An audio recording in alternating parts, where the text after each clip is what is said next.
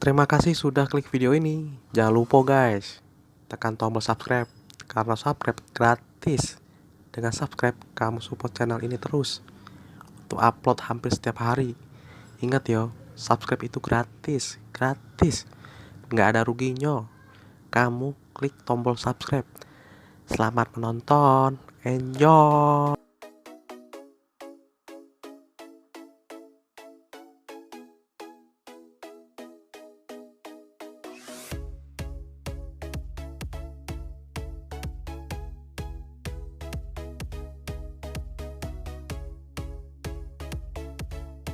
Sapi Bima mendominasi pasar hewan kurban di Jakarta.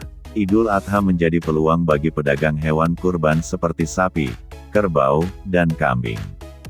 Masih ada waktu sekitar 1 bulan menuju Idul Adha, sejumlah pedagang hewan kurban sudah mulai membuka lapaknya di Jakarta.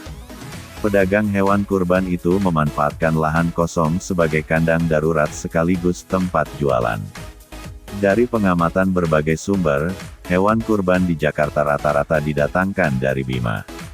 Pertimbangannya, selain harganya lebih murah, dagingnya lebih besar karena karkas atau tulangnya lebih kecil. Salah seorang pedagang hewan kurban, Ahmad mengatakan, sapi dari Bima dan NTT paling banyak diminati dibanding sapi Jawa, Madura, atau Bali.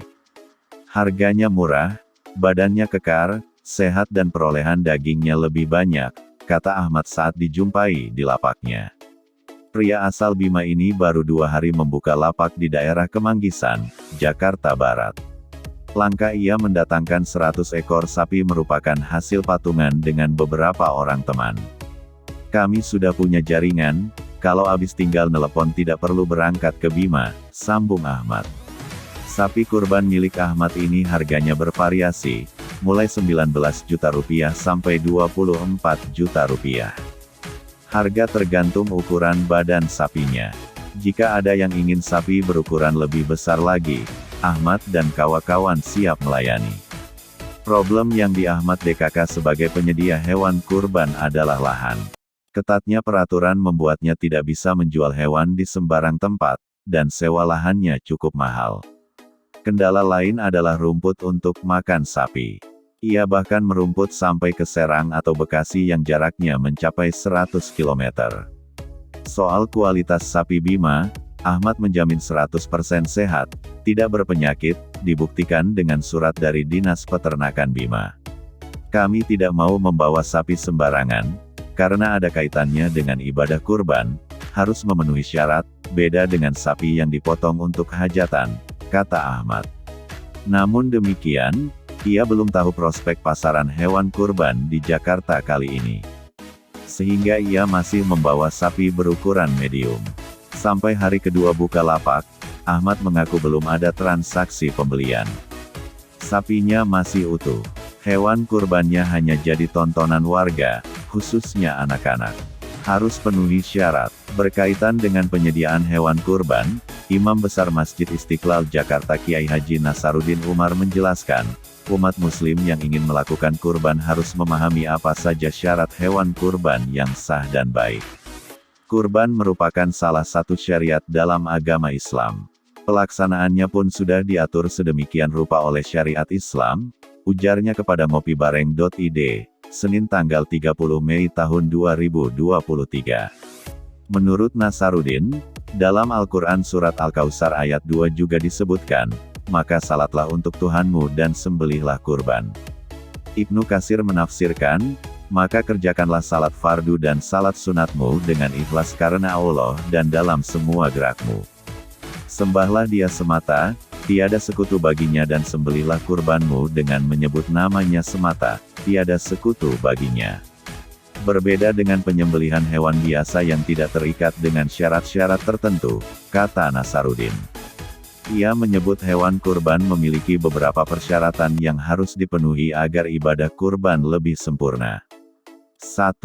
Jenis hewan kurban. Syarat hewan kurban yang pertama adalah jenis hewannya harus binatang ternak. Unta, sapi, kambing, dan domba bisa dijadikan pilihan sebagai hewan kurban.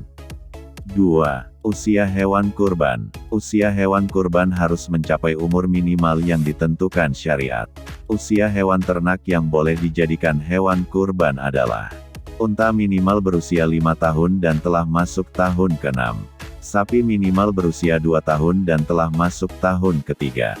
Domba berusia 1 tahun atau minimal berusia 6 bulan bagi yang sulit mendapatkan domba berusia 1 tahun. Sedangkan kambing minimal berusia 1 tahun dan telah masuk tahun ke-2. 3. Sehat tanpa cacat.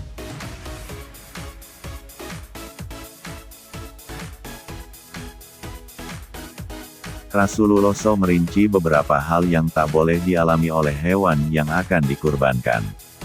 Supaya memenuhi syarat hewan kurban, jangan memilih hewan yang buta sebelah, sakit, pincang, sangat kurus dan tidak mempunyai sumsum tulang.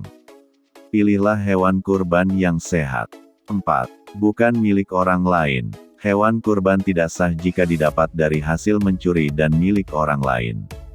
Tidak sah hukumnya berkurban dengan hewan gadai, milik orang lain, ataupun hewan warisan.